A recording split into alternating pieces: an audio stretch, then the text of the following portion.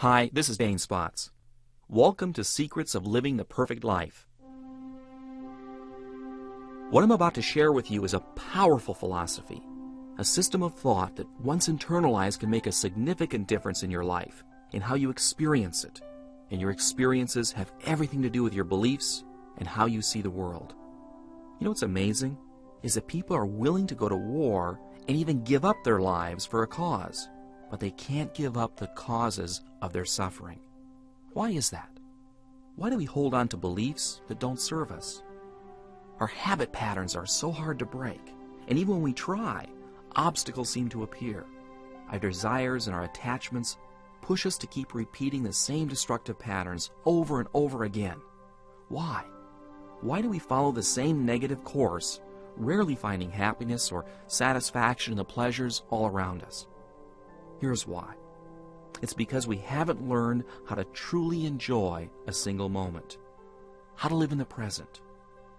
We spend most of the time worrying about the future or dwelling on the past, and so our experiences are never totally fulfilled. Our time is spent between work and pleasure, and we work, it seems, for pleasure, preparing and planning for weekends and vacations and various entertainments to escape into. Now, I'm not saying that this is wrong. I'm just asking the question, do we find real pleasure in the constant pursuit of entertainment, or are we missing something? Something deeper and more sustaining? If you're still with me, then I invite you to join me on a life quest, if you will, an internal adventure into your own potential, a self-discovery of what you can do right now to start living a perfect life. What this program is about is rethinking your life, asking yourself questions about why you do the things you do, refocusing your energy and desires from things that leave you empty to those thoughts and actions that fill you up inside with joy and happiness, switching from living an externally driven existence to one that is internally driven and substantially more satisfying. You know, it's said that 99% of the world is asleep, and the 1% that is awake are in a constant state of amazement, living fully, really experiencing all that life has to offer by being fully conscious, awake and alive, aware of the magnificent dance of life all around you. Okay, let's get into it, shall we? There are 5 principles that comprise the secret that will be revealed to you at the end of this program. I'm going to give you each principle and a brief discussion on how to implement them into your life plan. These principles are simple to understand, but may take a lifetime to master. And the point here isn't to listen to this program and have them mastered in a day. No, it's to have an understanding first of where you are in your own evolution, and then to be consciously aware of where you're going or growing, and to practice each day being a better human being. The changes that you'll notice, although subtle, are profound. And it's usually the little things that will make you aware that it's working. Like standing in line at the bank, which used to cause impatience and frustration, becomes a nothing. Or no longer worrying about future events that you have no control over, and their power seems to diminish. As you become awakened to the magic of life all around you, you begin seeing the majesty in nature and the joy in your personal relationships. The caveat is this. We live in the age of McDonald's and cellular telephones and expect instant everything. The way we live today is vastly different than even 100 years ago. And an accelerated everything seems to create more psychological difficulties because it sets up a hurry-worry mindset that is often destructive to our higher purpose. Yet there's nothing wrong with the tools that we use. It's our allowing them to control our lives that's wrong. Listen, it took you all of your life to get to where you are right now, to create the you that's you. And it may take the rest of your life to uncreate the belief systems that rule your behavior patterns. So please have patience. Let's begin with a question. What if on the evening news tonight it was reported that a gigantic asteroid was going to slam into the world tomorrow and destroy everything and everyone on planet Earth? Imagine this is real. Sometime tomorrow is the end of the world. How do you think the human race would respond? Do you think you'd see anarchy and a complete breakdown of civilization? Do you think people would revert to their most primitive animal instincts of survival and just go berserk? Or do you think individuals would reprioritize what's important and connect with each other in positive, more evolved ways? I do. I think we'd make love, embrace our children, smell the flowers. I think that if we knew our lives were about to be terminated, that it would force us deeper into life, that we would appreciate and experience more fully the time that we had to live. You know, you ask terminal patients, AIDS patients and others, how they view their lives. And while some feel cheated, for most, they feel more alive than they ever had before. They cherish all the small things that they used to take for granted. Ask some Vietnam vets about the time they felt the most alive, and they'll tell you it was when they were in the jungles of Vietnam, when at any moment their life could be snuffed out, and it was then that they felt the most alive. They'll tell you the colors were more vivid, the green so green and the blue so blue, and the red, well. So what am I getting at here? Simply this. The core element of living a perfect life is to experience being alive. When we open ourselves up to our present experiences, we can realize that now, right now, we can enjoy our lives. We don't need to be concerned with the future. The present will lead us there no matter what we do. But for most of us, because our awareness of the present is so dull, so unvividly experienced, we tend to drift along through life unconsciously, wasting time and energy, being unaware of our life and not capturing and embracing all of our experiences. And this is a terrible waste. It's also the reason people escape into chemical dependency or deviant behavior, to actually escape being alive because it doesn't give them what they want. Feeling alive, embracing all of the day's experiences no matter what your circumstances are, shouldn't have any conditions placed on it. It's not about being alive if you win the lottery or if you fall in love. There are no ifs here. It's about being, experiencing life right now, and embracing your pain and suffering and the pleasures all as part of the same thing. Some areas of our life, such as business or our career, we can be very sharp and clear about our course. But in other areas, we seem to have no clear goals, and our awareness may seem fuzzy. Oftentimes we suffer because our expectations aren't fulfilled. Or when we do succeed at something, we become proud and attached to it, and then fear losing it. Or we're frustrated by not getting enough of what we want. Not enough money, not enough love or power. No matter where we turn, there is conflict and indecision, and uncertainty of which way to go. Do any of those things sound familiar? How do you break out of them? Most of us experience a great deal of suffering in our lives. We go from one stressful situation to another, from dullness to restlessness. And although we try to escape this suffering or mask it with temporary entertainments, we usually don't let go of it until we learn from it. And the answer is to embrace it. To embrace your pain, your suffering, your confusion, and your indecision. To not run from it, but to recognize it as a part of you and to let it be your teacher. Because when you do, everything takes on a new color and meaning. And the little disappointments, the upsets, the things that don't always go your way, have much less power over you. In fact, because you're more consciously alive, you project from a center of what I call focused joy. Let me ask you to make a simple comparison. Which makes you feel more alive? Watching your favorite TV show or sitting around a campfire with family or friends? Probably not TV, right? Nor do any of the other escapes from living that we surround ourselves with make us feel more alive. So let's look at this for a second. What does make you feel alive and why? Perhaps it's skiing or biking or climbing a mountain or just going for a walk. Whatever it is, it's not about escaping. It's about involving yourself fully in whatever activity that you choose, so that you're surrounded by the moment, by experiencing full awareness of the present, that the past and future cease to exist. Now, what if you feel like that at your center every single moment of every single day? I call those people 100%ers. They're experiencing life fully 100% of the time. And although very few individuals actually do this, if you find one, look into their eyes. You'll see an unmistakable twinkle because they're high on life. And that's what we're all working toward. What we need to learn is that this doesn't require money, love, education, or any condition whatsoever to achieve.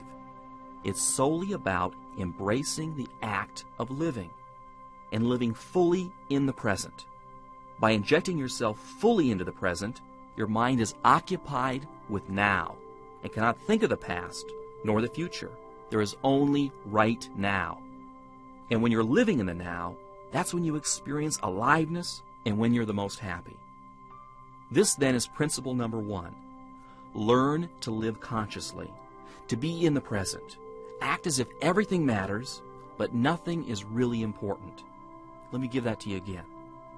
Learn to live consciously, to be in the present.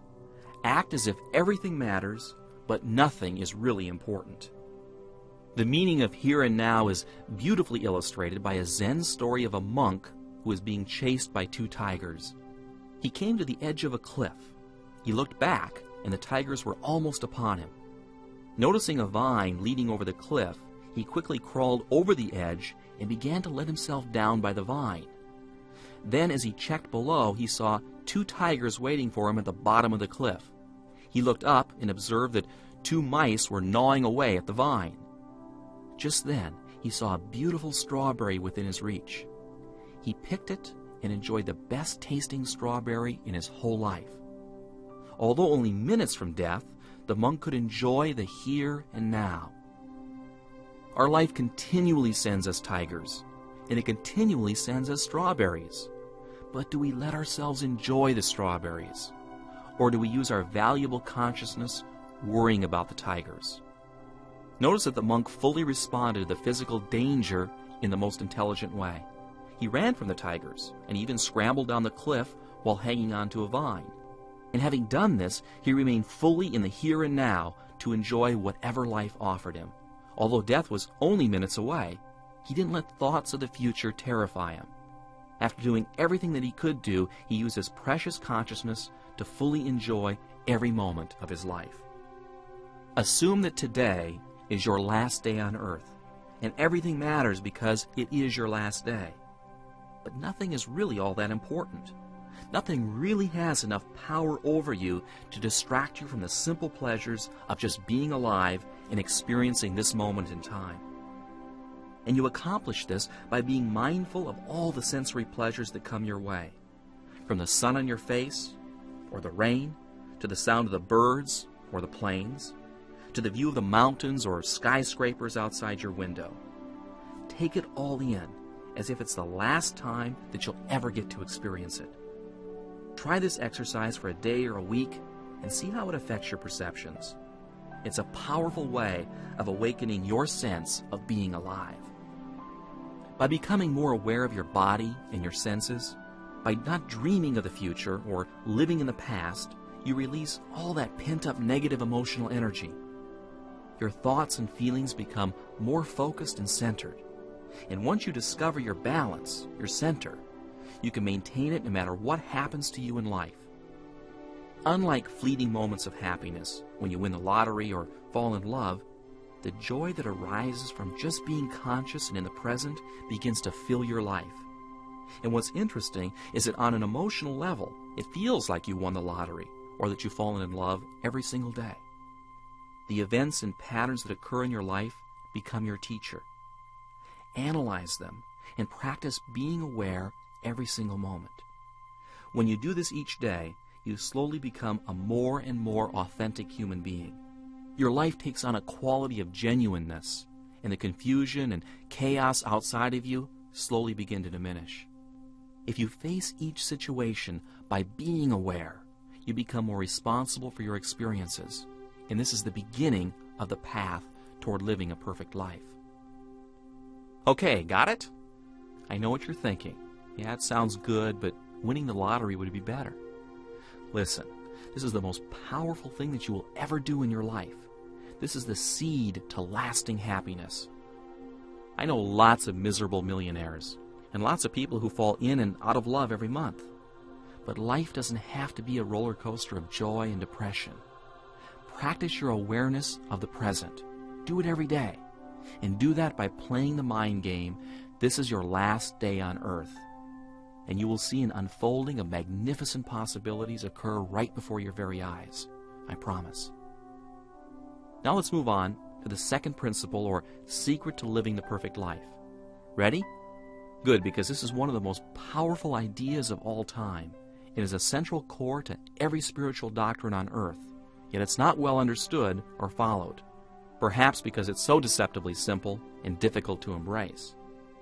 Principle number 2 is this: surrender to your inner power. To be fully human and experience the magic of life is to accept a higher power within that knows, guides, and directs. This doesn't come from our intellect. It's beyond intellect. And for some of you listening to this message and perhaps thinking I'm speaking of God or some religious figure, in fact, I'm not. There is without a doubt a spiritual aspect to this second principle, but it's not a religious view. If you're someone who embraces a particular doctrine and it gives you comfort to think of this principle in that context, then so be it. What I'm referring to is an idea that has nothing to do with giving up your responsibility or your actions to a higher being. On the contrary, what I'm suggesting is a subtle but profound shift in your thinking that will serve as a new conceptual pattern for how you view your reality. A way of making your life an art form with a continuum of possibilities. Let me give you an idea of what I mean by surrendering to your inner power. In the 1930s, there was an interesting book written on the subject of Zen Archery called Zen in the Art of Archery. Within Zen, there are several different disciplines for following the Zen program of thought. One of these uses archery and swordsmanship as a way of teaching students how to surrender to an inner power, a concept called body knowing. Archery becomes a vehicle for showing the student how to go beyond the restrictions of his or her cultural orientation and reality conditioning. Although this can be quite difficult for an Oriental mind to master, it's almost impossible for a Westerner. One night, for the author's benefit, a Zen master stood in the dark and put an arrow directly into the center of the target. Then he took a second arrow and shot it through the first arrow, splitting the shaft and hitting the very center of the bullseye. He did this to prove to the author that the first shot was not an accident. You see, the Zen master can, with no apparent effort whatsoever, stand more than 60 paces away from the target and even blindfolded, hit the bullseye every single time. How is it possible? In Zen archery, all the Western ideas of time and motion, cause and effect, and Newtonian physics are bypassed. The bow is made of an ancient design which is extremely hard to draw, and the way the master holds it and draws the arrow makes it even more difficult. The master breathes in the energy of the universe as he draws his bow, and when he releases the arrow, he's not concentrating his aim at the target. Instead, he is breathing it, releasing the arrow at the exact moment when the timing is perfect to reach the target, when it takes over. The act of breathing it is what causes the desired result. The author uses the term not doing to describe the idea of it breathing you. It draws the bow and releases at the exact right time, and it strikes the target without aiming. The master only concentrates on the breath, not the arrow, not the target, nor his aim. Now, this is a very hard idea for the Western mind to grasp. And I know it sounds like a lot of mumbo-jumbo to those of us who've been raised by an educational system that views reality only in a scientifically predictable way. The purpose of Zen archery is to teach the student to let go, to shift one's ordinary consciousness to the extent that it takes over you. Athletes use the term being in the zone. You've probably heard this before. Being in the zone is when they're at their highest state of peak athletic performance, and they've totally let go and allowed their body knowing to take over, and it performs for them. They simply get out of its way. So why should you care or even want to do this? And even if you wanted to, how could you do this? How can you actually let go? And what happens if you do? We could do an entire course on this one notion of peak performance living, and that's not my goal here.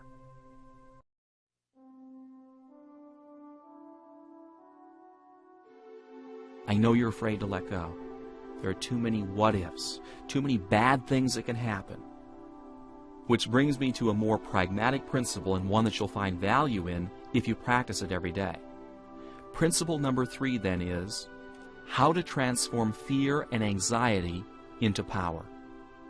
It's been said that fear is the mind killer, the little death that destroys the spirit. Most of us, whether we choose to admit it or not, are motivated in life more by fear than any other force. It rules us and the actions or lack of them in our lives. But what if there was no fear in your life? None.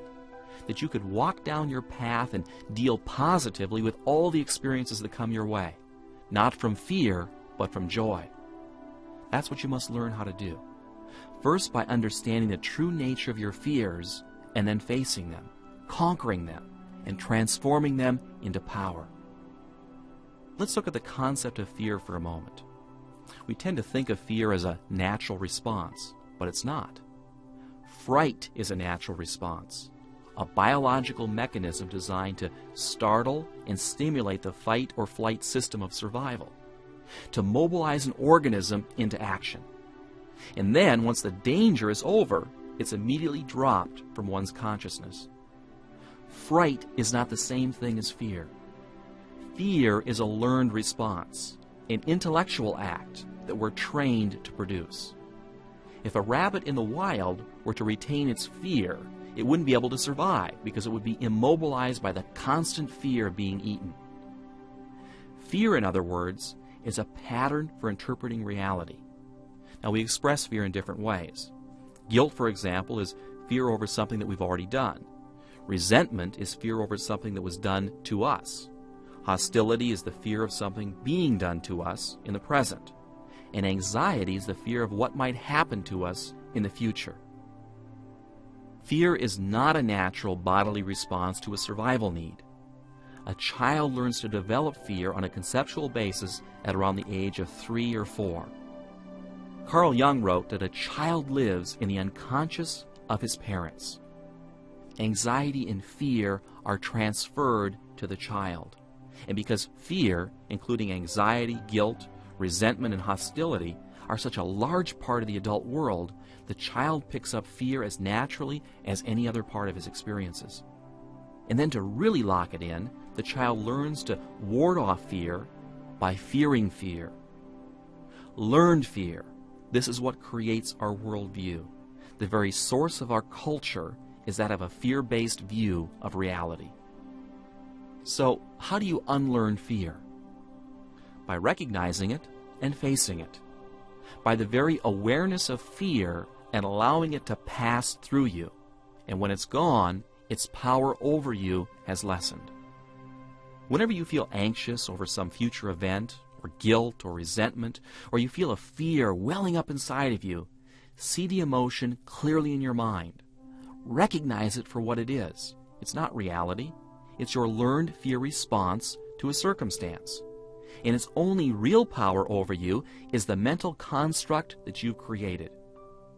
When you learn to be conscious of your fears, guilts, anxieties, resentments, and you let the emotion pass through you on a conscious level, each and every time it does so, the fear has less power over you. Let's use an extreme example. A phobia, for instance, which is a fear that's become psychologically traumatizing. Let's say it's the fear of flying. The way to conquer it is by facing it. Perhaps in baby steps at first, but eventually conditioning or relearning a new response to the unrational fear. Many people who were terrified of flying learned to become pilots so they could conquer their fear. By facing it and learning about it, they taught their mind to no longer be paralyzed by the thought of it. That's how you conquer phobias such as public speaking, fear of heights, etc. But what about everyday fears? Fears about success, about meeting new people, about taking social or business risks. Again, it's the same process. First, create an awareness of your fear. Recognize it, see it, and then take steps to put yourself in it, to face it and let it pass over you. Realizing that the fear of it is only a learned response, that your fear does not serve you any longer, and that you're allowing yourself to face it so that it can pass through you. If you see it and do this as I've described, as simple as it sounds, it's the quickest and easiest way to conquer a fear. Do the thing that you fear, and sure enough, it grows smaller and smaller. Sounds pretty simple, doesn't it? Well, try it the next time that you experience anxiety or fear. Try it even on a guilt feeling or a resentment. It will work with those past fears as well by recreating the experience in your mind and rescripting your interpretation of it. So transform your fears and anxieties into power by recognizing them, becoming aware of your fears, letting them surface from your subconscious mind. Then let them pass through you, forcing yourself to face it, knowing that when it's gone, only you will remain. Do this and you'll discover a magic power in your life. Your fears will no longer control you, and you'll be freer and more able to explore more possibilities in your life. Okay then, let's move on. The next principle number 4, which is find your passion. Find the underlying principle or activity that gives your life meaning and pursue it. Joseph Campbell, in his Power of Myth teachings, talks about the idea of following your bliss, the thing that gives your life meaning, nurturing both body and soul. And it doesn't have to be work-related. It can be anything. Motherhood, a hobby, an educational pursuit. Go where your body and soul want to go, where you have that special feeling inside that says that this is right for you, and then stay with it, and don't let anyone divert you from your path. How do you find your passion? Well, look around you. You're having experiences right now that can lead you in the right direction. Follow your intuition. It's telling you truth about what you should be doing and where you should be going. And don't be afraid to experiment with your life. Taste new experiences and see where they lead. The answers are all around you. Perhaps you just can't see them yet. It's said that when the student is ready, the teacher appears. Look for the signs. Your teachers are everywhere, all around you. Once you think that you've found the direction of your passion and the general path that your life should take, this becomes the underlying principle around which you organize your life. Let's say you have this pull to become a teacher. You love kids and you love the process of enlightening them. But right now you're a successful business person. And because you make a comfortable living, you'd be sacrificing income as well as time to go back to school to get your teaching credential. So what do? Follow your bliss. Listen to your heart. If you have a pull to teach, then teach. Get on the path of your life's mission. The sacrifices, the trials, the obstacles, all of this is part of your personal growth process. It's all part of your becoming a better, more fully alive human being. And isn't that the point of your life? Once you let go and allow your spirit to take over your life, you immediately start down the path of your bliss, and unseen forces begin to take over. Your life becomes bigger and more meaningful than you ever imagined. You feel an awakening and a drive that begins welling up inside of you. And so what if you make less money, or you have to go back to school, or you end up rethinking your relationships? It's only your life. It's worth thinking about. Why not view your life as a fine piece of art that's a work in progress? Each day you paint on the canvas of your experiences additional color and form, adding to your life painting. Although it will never be complete, each day you pursue your passions, your painting expands and becomes more beautiful and more alive with more meaning and color. But maybe you're thinking, okay, that's nice for you, Dane, but what I'd really like is $1 million. Then everything would be okay. And I would say to you this: find your passion, pursue it. The money will follow. Maybe not $1 million, but everything that you'll need to live the life that you desire. The secret to living the perfect life is not about money. Having it or not having it makes no difference in your experiencing happiness. This may be hard for you to understand, but the attachment to money actually separates you from your greater awareness. You know those bumper stickers that were around a few years ago that said, "He who dies with the most toys wins"? As if when you're on your deathbed that you'll actually really be thinking about all the stuff that you acquired. What you will be thinking about is who you loved and who loved you, and all the things that you did or didn't do. The bumper sticker should read, "He who dies with the most love and life experiences wins." That's the path of a true human being. To learn and grow and make that painting of yours a masterpiece of love and fulfilling experiences. So how do you create that kind of life? How do you direct your experiences so that they're positive and fulfilling? With principle number 5, which is to practice right thinking. You know, our minds are good at tricking us in life, good at creating suffering, and we're constantly struggling between the extremes of wanting more or at least something different, and suffering in this multi-level cycle of past regrets, future hopes, and present confusions. And our minds, or our egos, are playing games with us constantly, creating patterns of negativity, attitudes and motivations that are destructive to us living full and happy lives. And the answer lies in the mind. It's a source of all knowledge and inspiration. When we become enlightened, it's the mind that becomes enlightened. When we're sad, it's the mind that's sad. And by simply changing the way we think, we can literally transform our daily experience. I'm about to show you how. You know, we show great concern for our bodies, beautifying ourselves and spending great time and expense in creating impressive self-images. But seldom do we spend much time understanding or appreciating the powers of our minds. Why is that? Probably because we're externally driven. We don't value or even believe much in the things that we can't see, and so we neglect the most powerful force that we possess, our minds. Okay, so what is right thinking? It's a concept that we create by our thoughts, the experiences that we encounter in life. That our thoughts are things, a force of energy, if you will, that when projected into the universe actually affects others and the nature of reality. Napoleon Hill's book, Think and Grow Rich, was all about this. Many, many books have been written about it, and entire schools of thought have been created around this idea that thoughts have a basis in reality creation. And whether you choose to believe this or not, I think you will agree that your attitude does affect others and the outcome of the kind of day that you'll experience. How many times have you said, "It's just one of those days when everything goes wrong," or "I'm having a bad day"? And sure enough, you have created a self-fulfilling prophecy. There's not enough time in this message to go through all the metaphysical and quantum physics explanations for how our thoughts affect the world around us. Suffice it to say, believe it, and they do. What I'd rather give you here is an overview of how to apply this idea into your day so as to realize and gain from its power. Right thinking is merely the application of the positioning of your thoughts so that your experiences and outcomes are positive, so that you get what you want and can overcome your obstacles more easily and enjoy your life more thoroughly. The doctrine of right thinking is very simple. 1.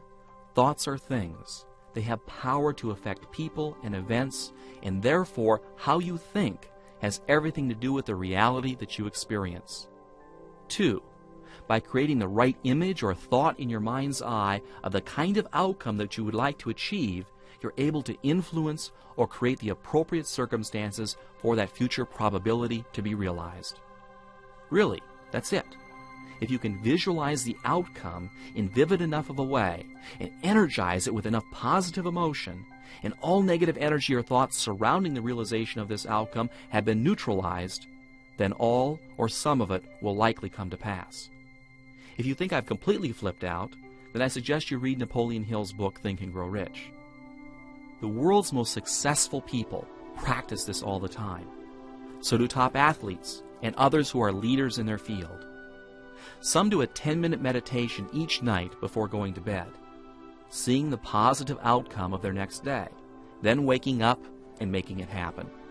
Arnold Palmer and Jack Nicklaus each practice seeing themselves perfectly hitting the ball before they actually take a swing.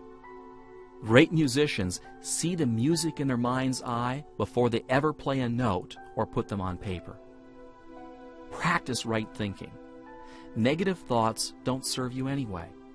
Catch yourself every time you say or think in negative, can't-do ways. Reframe the thought as if the thing or event had already happened in the way that you would like it to. Herein lies the secret to right thinking, to see the outcome as if it had already happened with a positive outcome. Practice this. Close your eyes and see your day tomorrow. All the positive things that you want to accomplish. See yourself accomplish them. Hear the voices of others congratulating you. See yourself winning. Every time a negative image or thought creeps in, see a gigantic slash mark across the negative image and reframe the positive outcome that you want to achieve. It's simple to do, but it may take some time for you to master this. A life of negative thinking may have mapped your mind in a way that thinking like this is not natural. Devote 10 minutes each night to your right thinking exercise.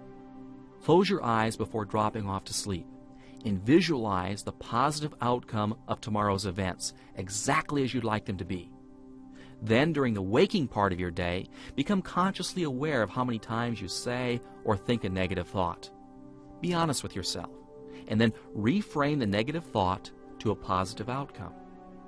Do this for the next 30 days. Keep a journal of your progress, and I'd be willing to bet you $1 million that you'll see a shift in your experiences. Well, those are the 5 principles. 1. Live consciously in the present. 2. Surrender to your inner power. 3. Transform fear and anxiety. 4. Find your passions and pursue them. And 5. Practice right thinking.